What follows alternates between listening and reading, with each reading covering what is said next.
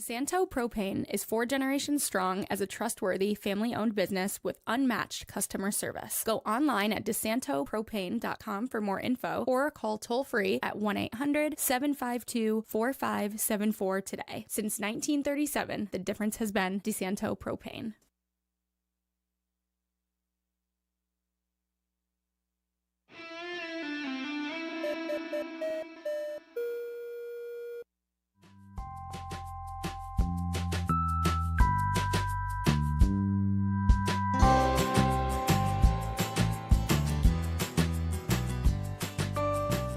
Hey, welcome to FLX Weekly here on Wednesday, May 13th, 2026. I'm Jim Sinicropi, live inside the FingerLakes1.com studios, and today we'll welcome back Maria Gigliotti of Crossroads Consulting Services here in Seneca Falls.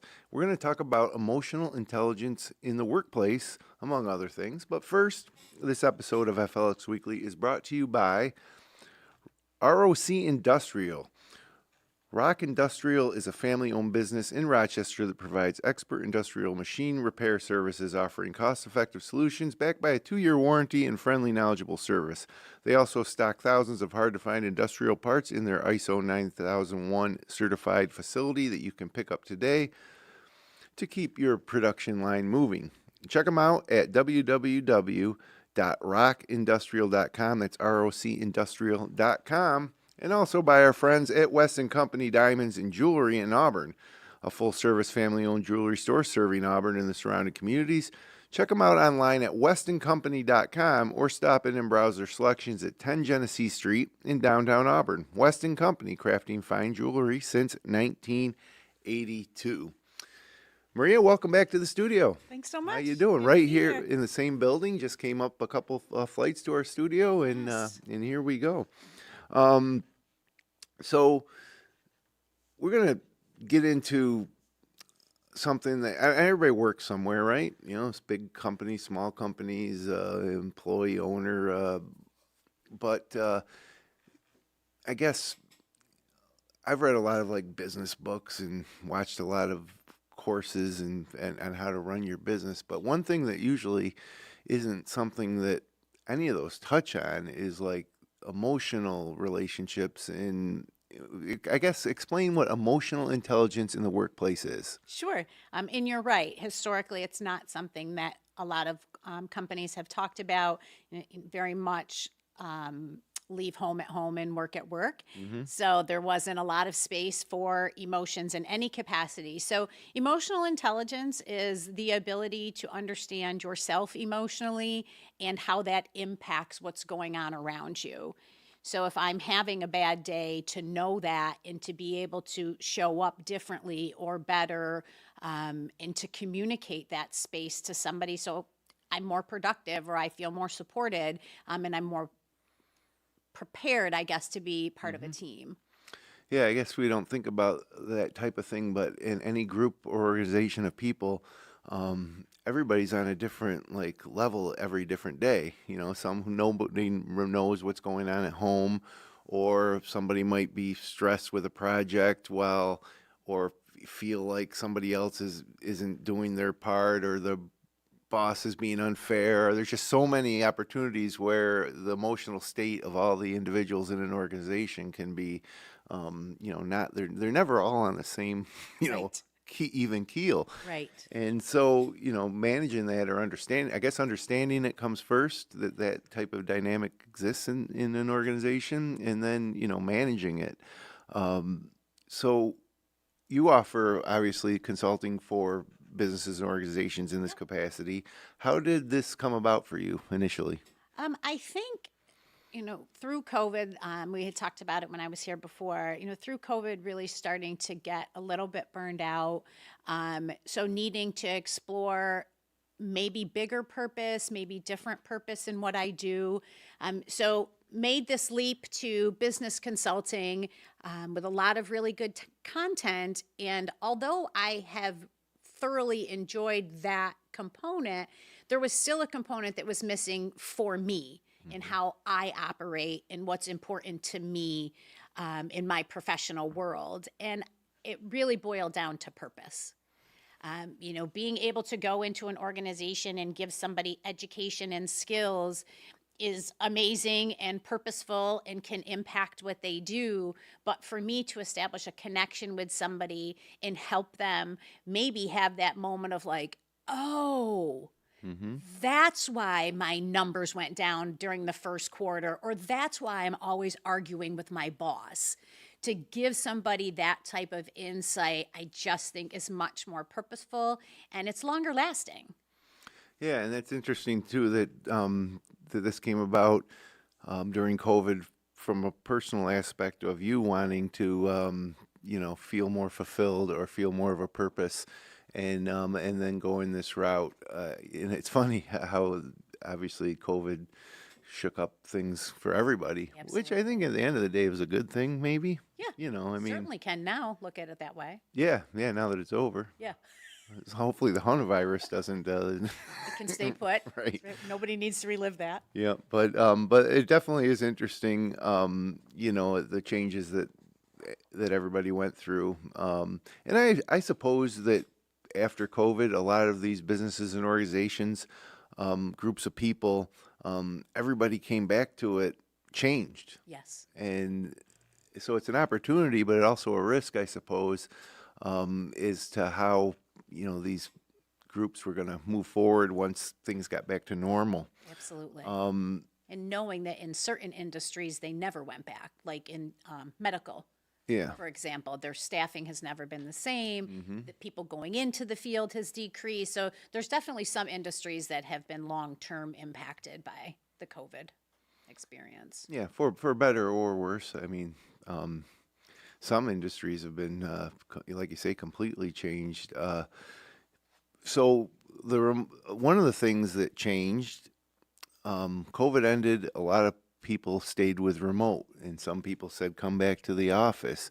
In your experience, is there a benefit to either one? Like for emotional intelligence, it's kind of tough to, I guess, emotionally understand or connect with your coworkers if they're remote. Is that true, or is there ways to do that? It's definitely true that it's harder to connect.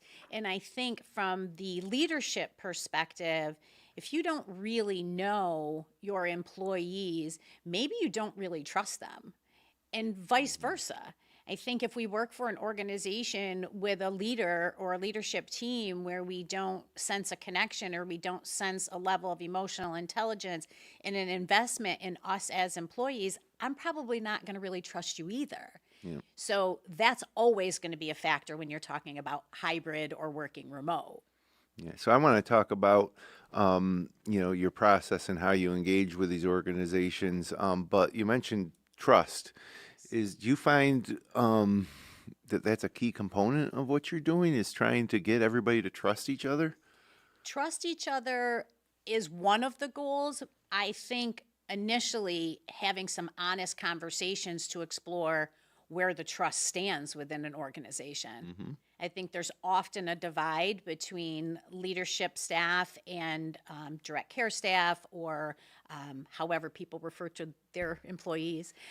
There's often a disconnect in that relationship and how they see each other.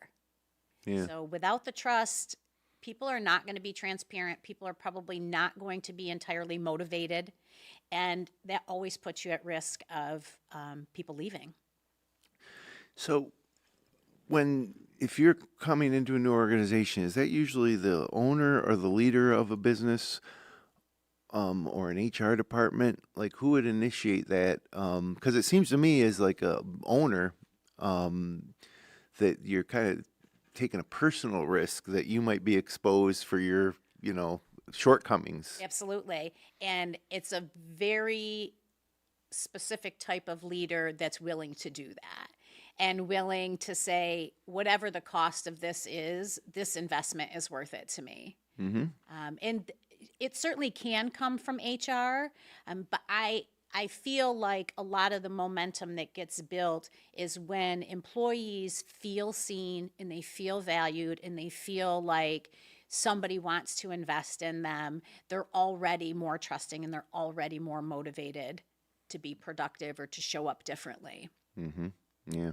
And, in our business of been doing this for 28 years, more than a quarter of a century, Yes. and been fortunate enough to deal with different businesses of all shapes and sizes and different people, different ownership, literally across the spectrum, from your small little bed and breakfast to your bigger organization, like locally here, like a Bonadent, or run the gamut. Absolutely. And what a great education for me. I guess when I started having employees, I thought to myself, well, this is easy. You pay them, they do what you say, and life goes on, and onward and upward. But and it's not something I think I was particularly suited for, to be the boss. Sure. Or whatever. Big learning experience, but being able to watch how it's done across other businesses was certainly helpful. And geez, what I found is everything is so different. Some business owners are oblivious to even the fact that like they really do look at it black and white, I guess. Here's your paycheck. This is what you're supposed to do. While others are more cultivating a supportive environment. Absolutely. And it's if I guess I don't even know if I have a question here. It's just that it's amazing to me how many businesses, some are successful doing it completely differently. Absolutely. And then I've seen some that weren't successful, and I could point out and say, well, this guy doesn't know what he's doing. Or this guy thinks he knows what he's doing, but I can see that it's falling apart. He may not be open to feedback. Yeah, well, that's a big thing, I guess. And I guess you're not going to have much success working with any organizations that aren't open to that feedback. Right. And I mean, they're not going to bring you in, or maybe they would. Somebody might bring you in and say, "Here, we want you to do this," and then you might discover, oh, these are some things that I see that could change, and they might not want to hear it. Does that Absolutely. happen? Yes, they might decide that goal isn't valuable to them. Yeah. They might decide they're going to think about it. They may look at smaller, maybe more attainable goals. I think it depends on what they come to me looking for. So if you're running an organization that keeps losing employees, so you really want to look at your turnover issue. Mm-hmm. You really want to backtrack and find out what is happening that people aren't staying. I mean, we certainly see trends, right? So like my father, for example, he got a job and kept a job for 36 years, the same job. That is not the generation that's coming into the workforce now. Right. I think they are legitimately looking for more work-life balance, which I think makes them a little bit smarter than some previous generations. But these are not individuals who are going to come and stay just to say they've been there for decades. They will make a move. Yeah. So they need to be offered something valuable. Yeah, it is. The work-life balance thing is it's probably a term that didn't exist 30 years ago. Correct. At all. Like, you worked and do you think that this new generation, of which our children are now, Yes. part of, do you think that that they don't appreciate the amount of work that they might need to do, especially in their first 10 years of their career to establish themselves? Are they compromising some of their potential success by being so focused on work-life balance, or Maybe. are they going to be happier than our generation was Right. because they've from the start, focused on that? Finding more reward from their work life. Yeah. Be able to give themselves some space and decompress and rejuvenate. I think it's a good consideration and it's a healthy consideration, but like everybody in their 20s, they're going to need guidance and direction. Yeah. Right. And I think it's a good goal for them. I just think that it's got to kind of be maneuvered. Yeah, I mean, I think of, we want our kids to be happy, obviously. The advice I give my daughter, and I try not to give her too much advice because she probably wouldn't want to hear it, but, whatever you do, you make sure you enjoy it. Don't do it for the money. Don't do something you don't enjoy for the money, because number one, you're probably not going to be very good at it. Absolutely.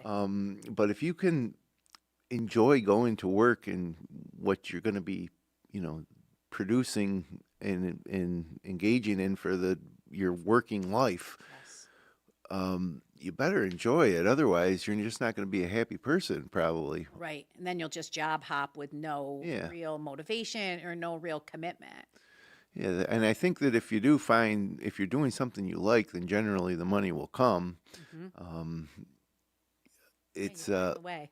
it's tough and I can remember being, in my early to mid 20s and not being happy because I didn't know what I wanted to do, and I was working in jobs that I didn't enjoy, and I was thinking to myself, geez, I could, show up to work, do everything I'm supposed to do and work your way up the ladder or whatever. But every morning, especially like on Sunday night, I was like, oh my God. Dread. Dread. Yes. Yeah. And Yes. so that was one thing that helped me make a leap to, be an entrepreneur and start my own business, was like, okay, because all of a sudden I loved Monday mornings, because I was still working on the weekend because I enjoyed it and was building something. And then on Monday, everybody get back into it, See it. Yeah. Absolutely.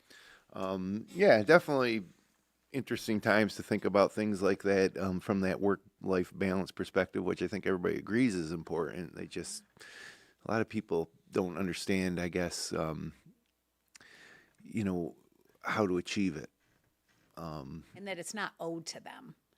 Right. Right, I think and that's a really good point. The employer doesn't owe you that. Yeah. Right? You want to show up as your best self, and you want that to be part of what you earn in whatever it is you're doing professionally. Because it's all connected, right? Yeah. My level of emotional intelligence is connected to so many other things. So leaders, for example, successful leaders are about 90% of the time more emotionally intelligent than the non-successful leaders, right? So this is layered in. If I'm emotionally intelligent and I'm having a struggle with my supervisor at work, I can have that conversation. I don't need to just put in my notice. Right. Right. So it's all layered in together, and hopefully allowing employees to feel empowered, to have hard conversations, to feel valuable, that somebody wants to have that conversation and it matters to them if they quit. Right. Right. Because that's always nice to hear. Yeah, no, that's true. A lot of times I think people feel like they're not appreciated and could disappear the next day and nobody would care. Or notice. Yeah. Absolutely. Absolutely. Yeah, and then there's the final piece of the work-life balance puzzle, I think, is that people need, especially young people, they need to make enough money to build a life, which is certainly more difficult now than it was 25 years ago. Absolutely. To afford a house, to think about, raising a family in this day and age if you're in your 20s. So to feel like you have work-life balance, I think the work part needs to provide a certain amount of income, or you're never going to be happy. Right. And stability. Yeah. And stability. Yeah. And I think, people are finding their way in their 20s, which I think is amazing. But we have to know why we're not satisfied in a job. It can't always be the job's fault. Right? We need to know what's making us tick that makes this not the right fit, or maybe not the right time, depending on your situation. Okay.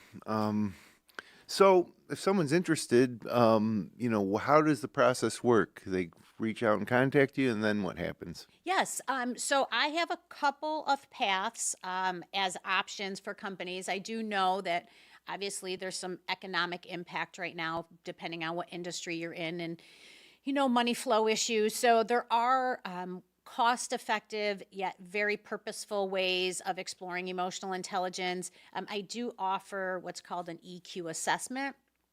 And I know when people hear assessments, they get a little freaked out about it. But this is designed specifically to help you understand yourself and yourself in your environment. And when a company chooses to do this with their staff, the goal is that they then create goals from the information that they've received.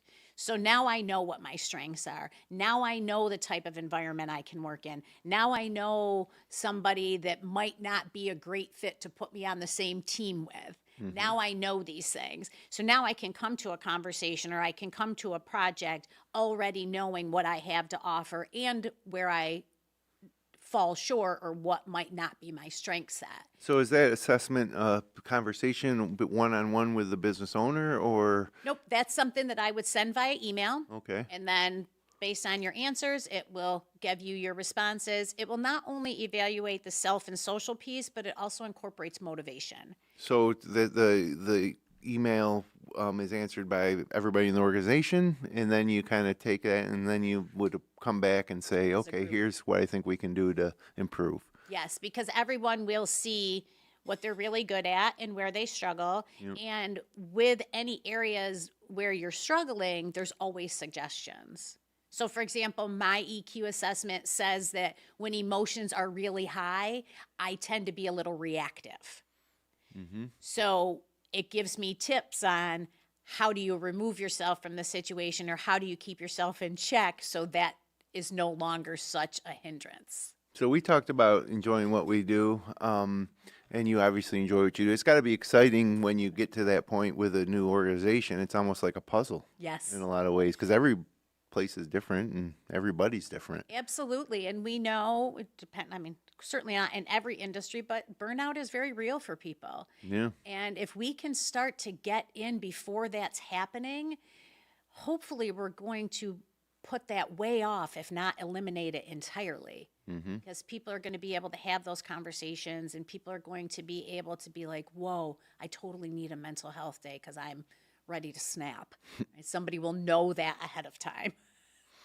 All right. Crossroads Consulting Services.com for more information or to get started, or phone number, or any, like, how would you prefer people reach out? Yes, certainly through my website is fine. Cell is 315-521-6582, also on my website. What we would do, the assessment is an option. It's what I suggest typically up front because it's cost effective and kind of determines some direction. And then after that, I would come in and touch on whatever component of your business needs some focus. So for example, sometimes after EQ stuff and emotional intelligence conversations, we start to look at culture.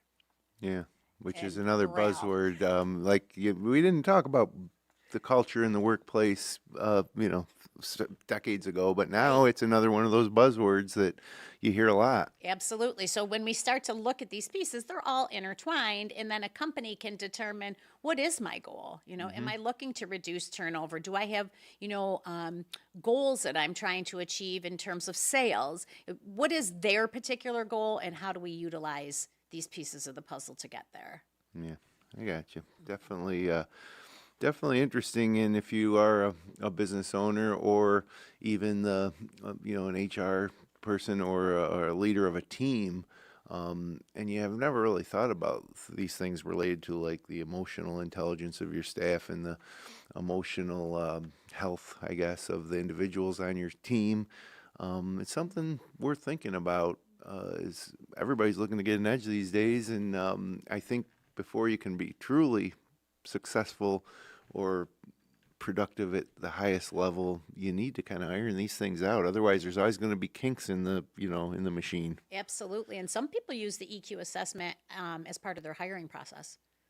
Oh, okay. Before they even offer somebody a position, they'll look at whether or not what their strengths are is what they're needing in the organization. So even from that perspective, but also from the perspective of, is this person's personality and approach going to fit in with the people I already have? Absolutely. Yeah, because one bad egg can spoil the salad, or whatever they say. I don't know if that's a thing. Yes. I don't know if that's the right phrase either, but yes. Right. All right. Well, we're running out of time here. Before we get out of here, you're also looking into maybe doing, you were recently certified in a couples psychoeducation program, and you're looking to maybe doing something with that. First of all, what is couples psychoeducation? What was that program like? It's called the 7 Principles that Make Marriages Work. Oh, wow. People do not have to be married to have the program, but it's research done by the Gottman Institute, which is pretty world renowned, fascinating information. It is psychoeducational, though, so it's not therapeutic. So they're not the couples that would necessarily come see me as a clinician. This is a brand new endeavor. Kind of more educational for them rather than like one-on-one trying Yes. to, okay. Yes, with exercises and homework, and they get their own book, some basic skill sets, some good conversation. I'm putting it out there because it would be a community investment. We'd have to have a group of people that are interested. We'd have to have whether it's a church or community center.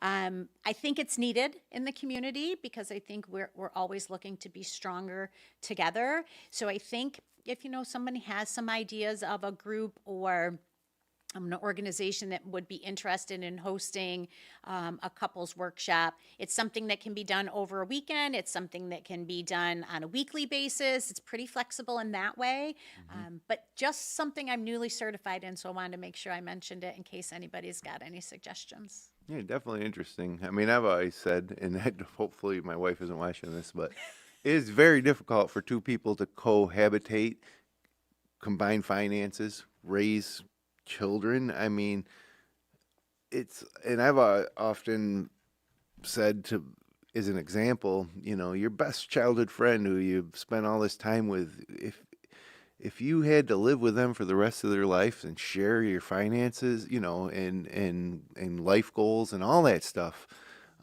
there's a good chance you wouldn't be best friends for long. But that's what we ask people to do, when you make that commitment to get married. And I think some people might go into a marriage with pie in the sky, like happily ever after. And yes, like that is something that can certainly happen, but it's not easy. It's hard. It's very hard. And this, the content certainly looks at conflict management. Probably the most stunning fact that I learned in the education is that only 1/3 of conflict within couples is actually solvable. 2/3 are hardwired. Right. That statistic blew me away. Meaning that you can try all you want to change these people, but they're not going to change. So in that situation, do couples have to agree? Like, this is how you are. This is, yeah. Yeah. And we're not going to keep arguing about it. Right. Because we're not going to get there. Yeah. No, that's a good spot to end it because when you do get this in order, we'd love to have you back and maybe we can focus on that. That would be amazing. Because that's a whole nother conversation. Maybe that can be a 3-hour episode. I love that. But yeah, thanks, Maria, for coming in. Absolutely. Thanks for having me. Again, that's Crossroads consultingservices.com if you want more information. And again, if you're an owner of a small business or a medium or large business, or you're responsible for a team of individuals, this might be something you might want to consider to make things the way that you envision them. Like we talked about, it might be one of the last things that people look at in their own organization, but it could be one of the first things, and then other things might be easier. So anyways, crossroadsconsultingservices.com. Maria Gigliotti, thanks for coming in, and we'll talk again soon. Absolutely. And thanks everyone for joining us. If you enjoyed the show, click like, share, and subscribe, or leave a comment below. We'll be back again next Wednesday. It'll be Hillary Fenner of Torcuga back in studio, along with Mary Pigeon. She's the owner of One Is Believe Bakery, and Kelly Morgan of Morgan's Half Acre Produce. They'll be here to talk about the Sweet Treat Trail in Cuga County, kicking off the 13th year. So that'll be fun, and I think they're going to bring in some sweet treats too. So good for me. Until then, have a great weekend here in the Finger Lakes.